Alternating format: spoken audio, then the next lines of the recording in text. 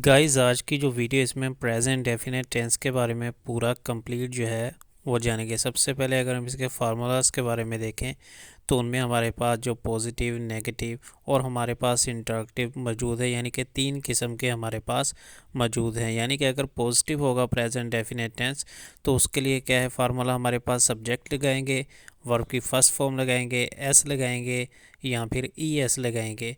Verb के साथ S या एस तब लगाना है जब हमारा जो सब्जेक्ट है वो ही, शी या फिर इट होगा या फिर किसी का नेम होगा। दे के साथ एस या एस नहीं लगाना।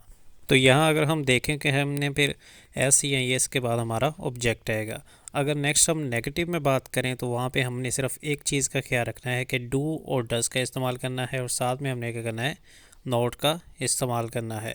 जब हमारा जो सब्जेक्ट है वो दे होगा तो हमने डू का इस्तेमाल करना है, यानी कि डू नॉट। और जब हमारा ही, शी या इट होगा सब्जेक्ट तो फिर हमने क्या इस्तेमाल करना है कि डज नॉट। ठीक है, यानी कि दे के साथ डू और ही, शी, इट या किसी भी नेम के साथ डज। और नोट तो आएगा ही साथ क्योंकि हम नेगेटिव में हैं। इसी तरह इंटरेक्टिव में बात करें तो हमने डू या डज को शुरू में लेके आना है। इसी तरह अगर हमारा सब्जेक्ट ही, शी, इट है तो शुरू में डज लगाएंगे, लेकिन अगर हमारा सब्जेक्ट जो दे है तो डू लगेगा। इसी तरह यहाँ हमारे पास कुछ एग्जांपल्स भी मौजूद हैं, इनके बारे में मज़ीद देखते हैं कि ही गोज़ टू स्कूल। तो यहाँ ही, शी, इट था तो इसी वजह से हमने गो के साथ ई या ई एस लगाया है, यानी कि गोज़ लिखा है।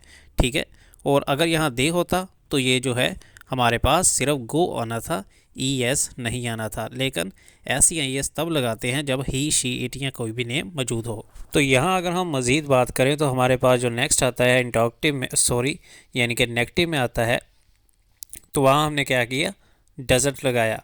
अगर ही की जगह दे होता तो हमने डू लगाना था और यहाँ पे ई एस और नॉट यानी कि ई एस जो है वो यूज़ नहीं होना था, ऐसे आना था दे डू नॉट। ठीक है, लेकिन यहाँ पे क्योंकि ही, शी, इट आ रहा है यहाँ में हमारे पास जो सब्जेक्ट है तो इसी वजह से हमारा जो वर्ब है उसके साथ हमने क्या लगाया है कि उससे पहले यानी कि हमने डज लगाया है, वरना डू आना था।